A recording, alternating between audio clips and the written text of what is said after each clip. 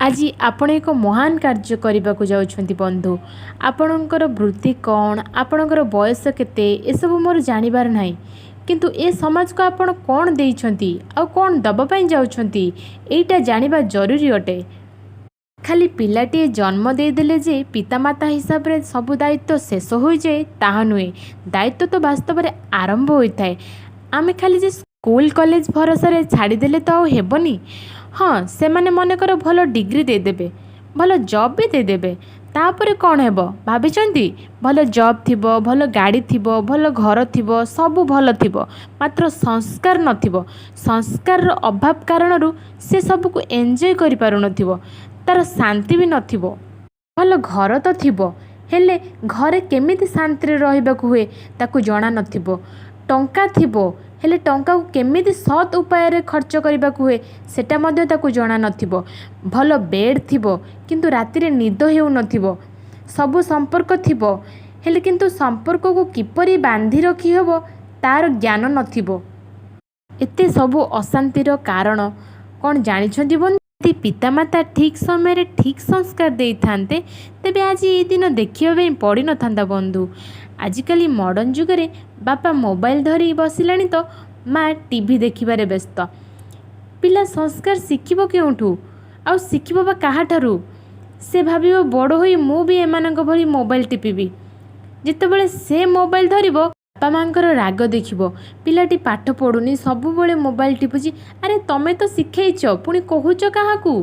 अनुभूति कहूच बंधु।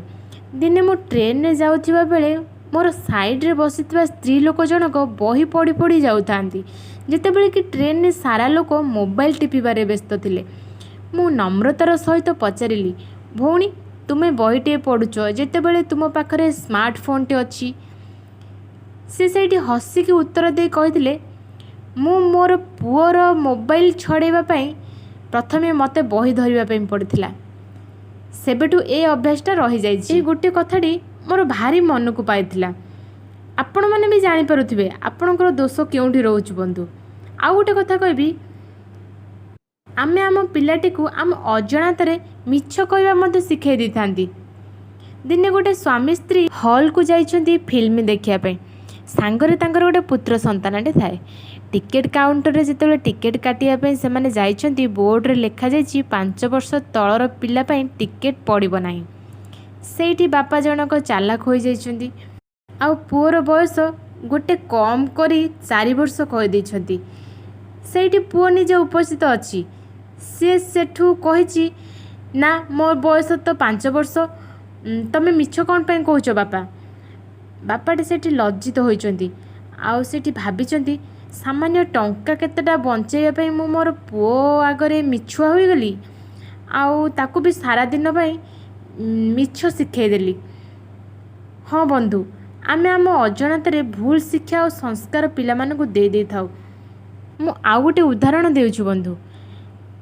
आजिकल पिला मानकर बर्थडे सेलिब्रेशन करबा गोटे व्यवसाय होई गलानी। गिफ्ट नहीं करी जाओ आउ खाई करी आस। पेरेंट माने तो पार्टी शेष होबा को अपेक्षा करि थांती, केते गिफ्ट मिलची, किए कौन गिफ्ट देची से सब हिसाब करिया पई। बंधु, सामान्य टंका केतेटा पई आमे आम छुआ को कि शिक्षा देउछंती? समस्त ठारू नेबा। आपण जदि अतिथि मानकु उल्टा गोटे लेखा गिफ्ट देई सम्मान पूर्वक वेलकम करथांते बा स्वागत करथांते, आपणको पिलाटी सेटा नेबा नुहे देबा गुणटी शिखिथांता। काली जेतेबेले से गोटे डाक्तरटे हेइथांता, से रोगी को सेवा देइथांता, ना कि मिछ कही रोगी को आईसीयू रे रखी पैसा लुटी न थांता। जदि आपण जन्मदिन पार्टीटी कौनसी अनाथ आश्रम किंबा वृद्धाश्रम जाइकी पिलाटी हाथ में गरीब पिला मानकु किछि उपहार बांटी थांते, पिलाटी देबा गुण शिखि थांता। दया, करुणा, परोपकारिता, सेवा मनोभाव जागृत होई थांता, जोटा कि ताको शांति देई थांता। एटा तार जन्मदिन रे आपणक तरफ गोटे बड़ उपहार होई थांता।